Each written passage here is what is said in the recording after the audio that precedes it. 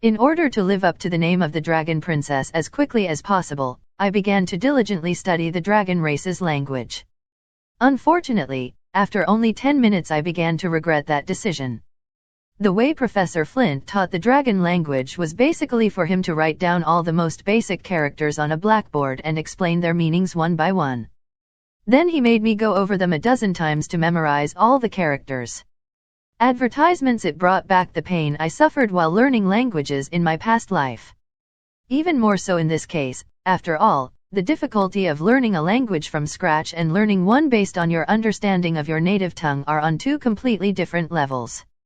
Having the foundation of my original world's language coupled with the language of this world instilled in my mind from those two goddesses, the difficulty of learning the dragon language was exponentially greater. Studying the language this way is so tiring that even just a 10-minute period was tough for me to survive. My heart hurt as if it was scratched by a cat. I can't wait to take a break for 2 or 3 years before resuming the lesson. Well, the real reason is that it is super boring. Teacher, can't you make the lesson more interesting? I've always been a good student who pays attention and asks questions. More interesting. Professor Flint's hands were shaking and he nearly dropped the pointer. Trembling, he responded while pushing up glasses on his nose, I have been studying the language for a long time and I have never once heard of making the lessons interesting. Don't you know that this force-feeding style of teaching only makes a student lose interest in the lessons, thus reducing my efficiency in grasping the information? Moreover, such a hypnotic course will only serve its purpose of making me fall asleep during classes. I ask this of you, if I were to fall asleep in class, would you dare try to rouse me? No, right? As a consequence of that, I can't even learn the dragon language. Can you handle the burden of that pot? My eyes opened and my righteous words pointed out the flaws in his old-fashioned ideas. Professor Flint took a handkerchief from his pocket and began to wipe his sweat. He almost dropped the handkerchief due to his trembling hands. Your Royal Highness, how should I teach you then?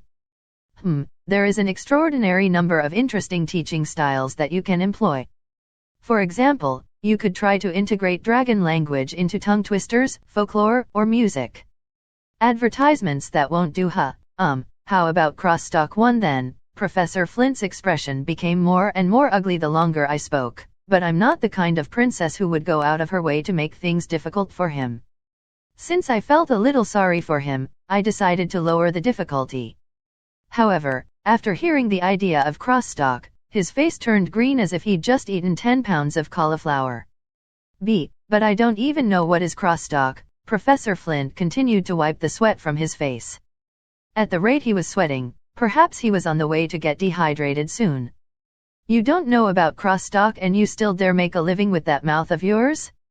How dare you call yourself the one who teaches dragon language when you can't even do crosstalk? I had yet to speak when I heard a Karen already howled from behind. How can you teach the princess like this? Yeah, that's right. Advertisements. This chapter is provided to you by Relibrary. Please visit Relibrary to show the translators your appreciation and stop supporting the content thief. Precisely so. The other dragons began to jeer. Advertisements nups, that wasn't a mistake, it was indeed a Karen and the other dragons. In the small forest where the class was being held, there were not just me and my teacher, Professor Flint, but also a little more than 100 other dragons. You don't think that 100 dragons idling in one place are a lot? Most times, dragons like to set out and explore the world, so there aren't many left on Dragon Island.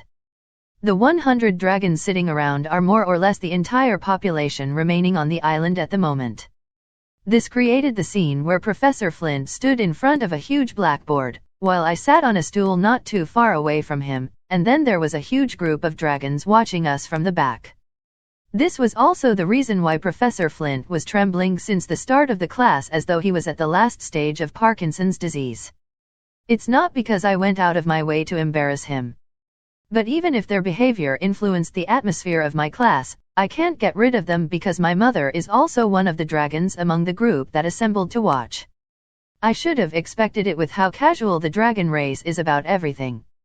Hey, by the way, what is crosstalk anyway? A sensible dragon finally spoke up and asked the question on everyone's mind.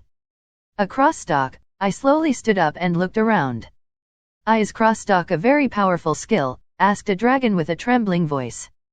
If the royal princess puts on that kind of face, it must be so, the other dragons affirmed as a group.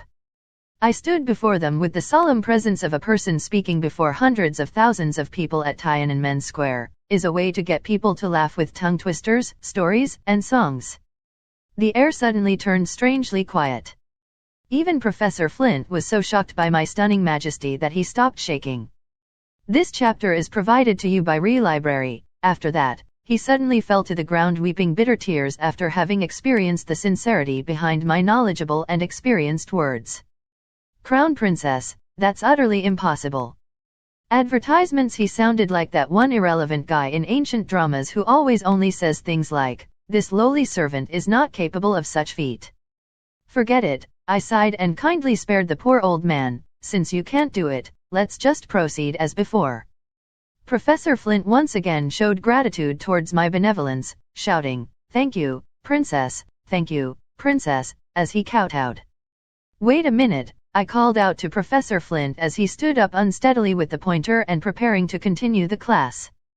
The professor suddenly stopped and then stiffly turned his body towards me while forcing out a daisy-like smile. Do you have another command for me, Princess? I say, isn't time for today's class over now?